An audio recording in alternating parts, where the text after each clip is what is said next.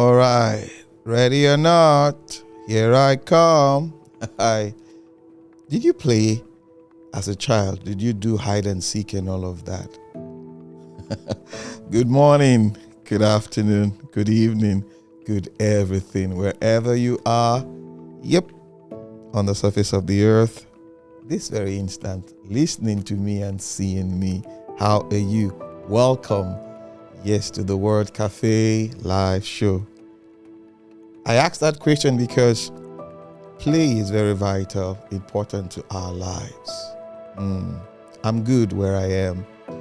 So good. A little bit of nostalgia and a little bit of, what I call it, calmness where I am. It's been raining, the weather is somewhat cool and all of that. So I'm good. I'm very good. Yes, you're seeing me with a pen and a notepad today, not with my phone. So there's something about writing, be it digital writing or you use your pen and you scribble and all of that. There's something it does for, I don't know, I'm speaking from my own perspective, for the creative mind. There is this relationship that happens between the writer, the pen, and the paper. There's this communication that goes on, telepathically speaking now. And journaling is one thing. It's good. You may not have what to write, as it were, but there's always something to write about. You could just see a tree, a flower, the green, and you just have this inspiration and you write. Each word or each letter, string or strong as the case may be, to the next and to the next. Before you know it, a letter forms a word forms a phrase forms a sentence forms a paragraph forms a page forms, you know what I'm talking about. So that's how it works for me, but that's not what I came to do today on the show. I was having a conversation with my wife the other day, and she asked me a question. How do you read the room? Yes, that's what we'll be talking about today. Reading the room. How do you read the room? I'm not talking about your bedroom. No, not your bedroom. The room, as in that space of opportunity, that space of, how are you going to call it now, where you need to express yourself, where you need to show yourself before, well-meaning, the king, as the case may be, decision makers and all of that. And I was quiet. So when she said that, I asked her one or two questions. My wife is a big inspiration in what I do. And whenever we talk and she's giving her opinion, her views, I pick up my phone or a writing material or whatever, begin to write. I get inspired. So she said one or two things which I'm going to articulate as we make progress. But how do you read the room? William Shakespeare talked about, the earth, the world being a stage. And all of us have this opportunity to stand on the stage, to express ourselves in one form or the other, and we leave the stage at a time. That's life. How do you, when that opportunity comes given to you, how do you express yourself? You become intentional. You bring all the elements of creativity. Even in quietness, there's something you're speaking. Silence is a form of speaking. Yeah. Silence is a kind of language. It transcends dialects. Silence is a kind of sound. So I went home. We were driving actually when we got home. So I sat down to think it through. One individual came to mind, the story of Joseph. I had to go back to read it again. Yes, Joseph, the son of Jacob of the tribe of Israel. That's the best way to describe him. So I had to go back to look at his life. He occupied so many rooms, and he understood each of these rooms, and he expressed himself. Follow my thought. Now, when you look at the life of Joseph, we call him the dreamer, the one whose father, dressed him in coat of colors. Each time I come to this subject, some writers will say he wore coat of many colors. No, he wore coat of colors. I won't expand on it on this episode. There's something we're working on. When we're ready, you will see it, the theory of the light. Don't worry, let me not let the cat out of the bag. When we talked about coat of colors, not many colors. Okay. His father dressed him up and all of that. And when you look at his story has a lot to do about power. How your life becomes a source of expressing power. How your life becomes a platform for other people to ride on as a result of what you have done, how you have read the room, developing yourself. So I saw more than three things when I looked at his life, and I'm going to share with you what I saw. The first room Joseph occupied, or he read, I call it the familiar. The familiar room. And what's the familiar room? Family. Familia. Family. Italians will call it familia. That's family is familia. Spanish will also say the same thing. Latin will also almost go the same way. The familia or the familia. His family. When he had the dream, if you read scriptures carefully, you can see the way he expressed himself before his siblings. Casually. But you know what familiarity does? It breeds contempt. You could see the expression of his siblings. Contemptuous. They looked at him like, what do you mean? That was the room. When you're with familiar people, you let your guard down. You're vulnerable. And sometimes your vulnerability is taken advantage of. Some people will say, maybe he wasn't supposed to do that. No. Some people will say, why did he even go ahead? You don't have to share your secrets with people. Nah, I beg to differ. He was learning. Yes, he was learning. They're my family. We're siblings. We belong. And what he saw, they were part of it. So he felt, in my opinion, sharing it with them, he will get their buying in, and they will all work together. But they read it differently. They read the room differently from him. Okay, what happened next? The next room he occupied was I call it the room of the deep, or the death. They sold him. After the familiar, what happens is betrayal. Yeah, betrayal. He was betrayed. His loved ones. And more often than not, when things begin to happen around your life in terms of negativity and all that, it's not verified, it's in-house. When they took Joseph, agreed and said, let us do this to him. When they threw him into the pit, you notice something. For those of us who, Bible study, if you read the story, he didn't resist. He didn't fight them. He didn't put up a fight. Like, somehow he read the room. He read the room like, if I fight, if I struggle with them, they might kill me. But let me allow them have their way.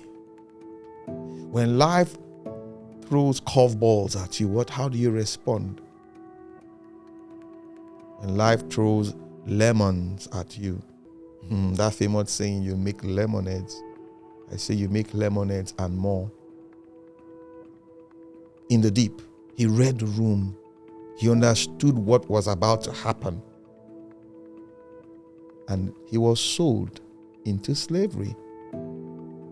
Somebody will say he was bitter at that point. I don't think so. Was he indifferent? Did he disconnect? No. He reached into his core. He could read the room. Why is this happening now? Having this inner conversation, the monologue, which you may say a form of dialogue, but it was a monologue. The next room he occupied was the room of the comfort zone. These are things I wrote down, so I'm reading from, the comfort zone. Because when he was sold into slavery, he got into the house of Potiphar. And he read the room that I am here to serve. I will make the best of myself. He was made the chief, as in the chief of staff. That's the right word to use, of Potiphar's house. He took care of everything. Something happened again in that room. His master's wife cast her eyes on him. So, success. When somebody said, you're the light of the world, do you know what light attracts? Flies. Yeah. When the light comes on, you see fire or whatever, the night flies, they go towards the light. The unholy is always attracted to the holy things, to corrupt it. So what did Joseph do at that instant? He read the room. He gave an answer. How would I commit this wickedness? Not against my master, not against his wife, not against myself, but against God. So he knew where his strength was from, and he knew where his obedience lied. As in, so he did not cave into those. But we know what happened after that. He was taken to another room, the prison. He was taken to another room, another form of depressed, would I call it depressed room. But yet when he got into that room, they made him again the chief of staff of the prison. So you can see that he understood reading of any room, circumstance you get to. You don't subject yourself and feel helpless and feel dejected, and it's like, oh, this is the end for me and all that. No, he saw another opportunity. The story of the prison is one that is so amazing. Pharaoh's butler and cupbearer were there, or the chief baker, I beg your pardon, and the cupbearer were in the prison. They did something wrong to Pharaoh. But again, Joseph, in his usual self saw them at the point they were downcast. That was the problem. They told him they had a dream, and when he interpreted their dream, and someone would say, maybe he just interpreted the dream. No. Joseph understood visions of the night, dreams. They were not uncommon. So he had the wisdom over time, reading different rooms. He had come to understand the power of vision and dreams. Not the dream of you overfed or something.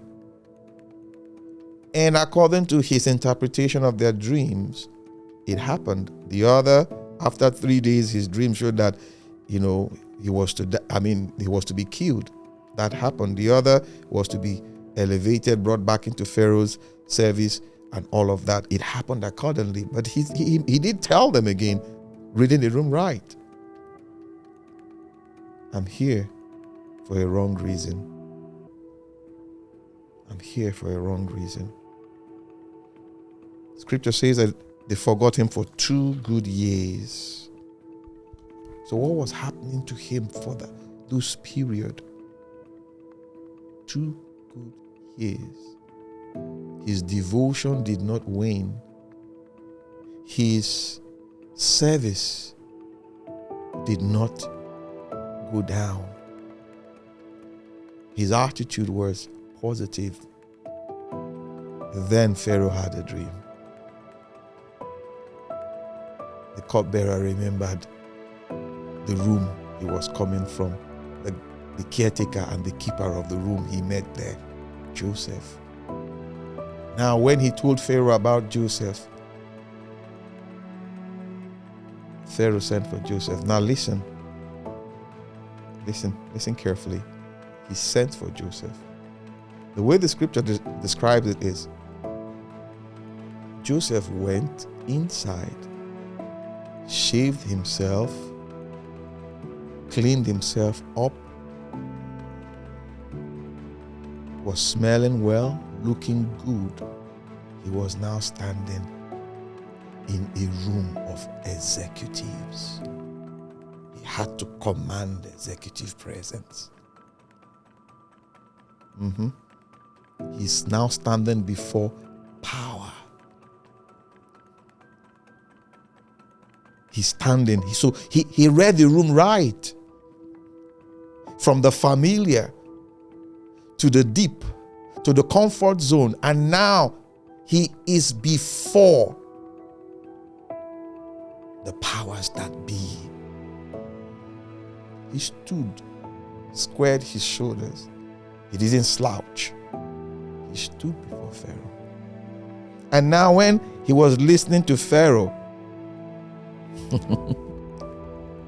Pharaoh told him his dream.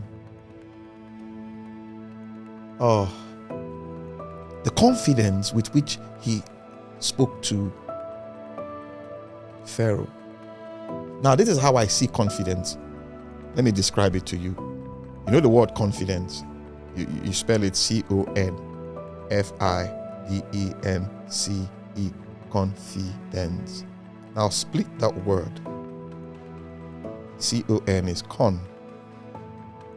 The other is fide or fidance. So you see, confidence is gotten from the word confide. And this is how I see confidence. When someone greater than you confiding in you secrets, you stand in confidence. That's how I describe it. He knew his dreams. It drew him closer to the giver of the dream, who is Jehovah. So God confided in Joseph the future. So he stood. He knew this was the time. And look at the answer he gave to Pharaoh. It is not in me, but I know him who will give Pharaoh the answer of peace. Instantly, Pharaoh knew this person understands power. Because power is something I know we've talked about power on this show before. Like Lord Acton told the Pope, power corrupts, and absolute power corrupts. Absolutely. But listen, when you see people who know what true power is, they always refer to the source. So they humble themselves more or less. He said, the answer is not in me, but I know him who will give Pharaoh the answer of peace. Pharaoh was troubled. Pharaoh needed peace. He read the room. And Pharaoh, after he gave Pharaoh the interpretation and all that, and Pharaoh made a statement, who can we find except him in whom the spirit of the gods dwell? When a man's ways pleases the Lord, he makes his enemies even be at peace. The devil, so to say, testified that this man is carrying something great. I'm just trying to imagine the expression on Joseph's face reading that room. The command of presence. He was in the presence of power. Imagine you standing before world leaders, Trump, Xi Jinping, call them, and you're telling them you are troubled. But listen, I know him in whom peace resides, and he will give Pharaoh, he will give you an answer of peace. Listen, that is to say, no matter how complicated you think the issue is, there is a Prince of Peace. And when the Prince of Peace comes, the principality of the prince is made known. We know how the story ended. And when finally he met his brothers, he read the room right, not vengeance. When he revealed himself to them, they thought he was going to kill them. He said, no, you thought it for evil. And the Lord turned it around. He knew it. He understood how to read the room. So guys, you must know how to read the room. In power play, it's not about revenge. It's not about taking vengeance. It's about introducing the peace that passeth all understanding. That even your enemies will attest to it and say, thank God you did not leave that dream. So guys, those of us who want to stand before executives, yes, seest thou a man who is diligent in his business, he shall stand before kings, not mere men. Joseph was so diligent. He was building capacity all through those different rooms. He was gathering capacity. He was building.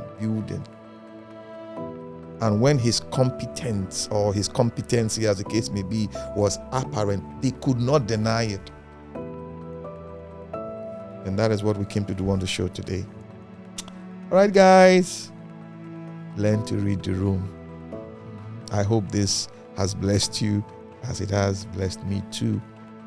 There are a lot of rooms we want to get into. There are a lot of rooms we desire. Some people say, I desire to sit on that table. No problem. But you must learn to read the room. You must learn the circumstances that present themselves. You will say the odds are against me. No, turn it around. The odds can be in your favor. You know, that of Joseph is clear. At the time, it felt like the odds were against him. But all of a sudden, the odds were in his favor. All right, guys. I got to go now. I felt to just come in to drop this with you. Yep, you know how we say it on the show. Yes, we are available on all the social media platforms. I say this with all sense of purpose. Follow us. We are available. Instagram, X, TikTok, Facebook, on LinkedIn. We have a YouTube channel. Have you subscribed to our channel? Please do. Hit that notification button so that when amazing conversations like this drop, you'll be the first to get that notification.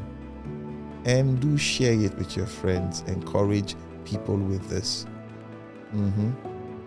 Till I come your way again. This is the space where we come in to lean on one another's experience to forge a positive path. My name is Amakri. Amakri Sowe.